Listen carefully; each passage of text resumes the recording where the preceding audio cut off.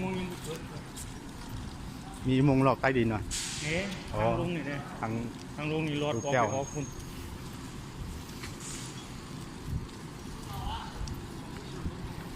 อย่าลืมดีจ้างเอาข้างเด้อ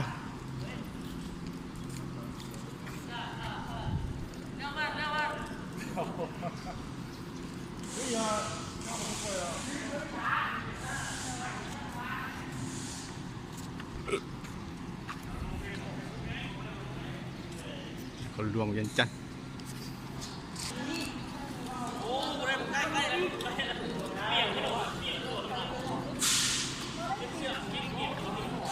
ใช้ไฟเด้อ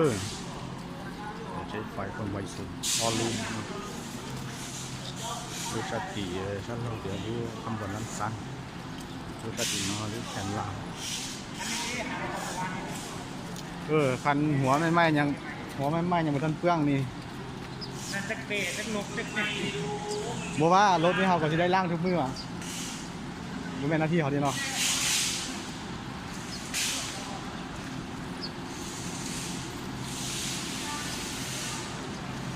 ออกดูสักทีดูข้างบนน้ำตาลเลยดูน้อยแล้วข้างบนแขนเรา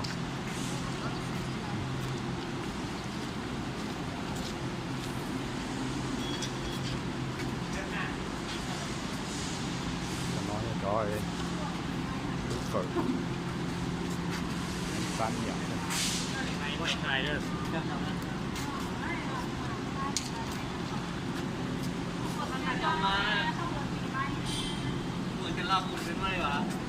อันนี้กับร้านสั้นอยู่กันอ่ะ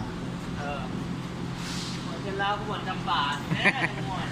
แล้วก็มีขอทำกันขอทำกัน信号绿灯关门灯亮ขอทำกันวันนี้เราขอทำกัน一起ขอไหม信号绿灯มือนี่จะสีนะขอทำกัน信号绿灯关门灯亮8:000分开车อันนี้นะคอยที่ทำเลยมาตอนนั้นคอยที่มิ่งตีกันนี่เอาขึ้นมาจะนี่เอาขึ้นมาซื้อๆระวังลงขึ้นมาแล้วก็ไปรถ冰速คอยที่เนี่ยคอยที่睇第個玩具添啊，係啊，係點ซื้อหมดไฟล่องฮะเอาไทยหุบเนาะไทยยังก็เดี๋ยว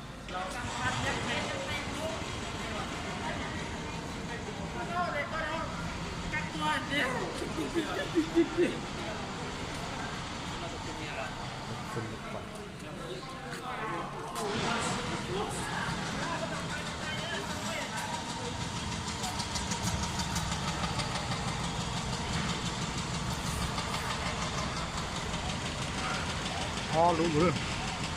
เราใช้ไฟร้านชั้นจะฉีด